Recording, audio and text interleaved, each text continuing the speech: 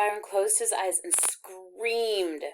Right when the fire was going to give him a good roasting, Joetta ran across the room and, sounding like the little engine that could, she blew the match out before it got him.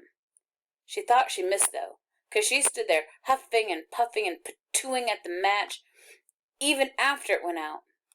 Mama's hand, Byron's finger, and the match were soaked with Joey's slop. "Honey, we agreed, didn't we?" "Yes, Mommy," Joey looked down and said, "but I thought you got him." "Not yet, sweetheart, but I'm going to." 4 more times Mama lit a match, and 4 more times Joey patooed them out. Finally, Mama got sick of having slob all over her hand and gave up. That night Byron had to deal with Dad.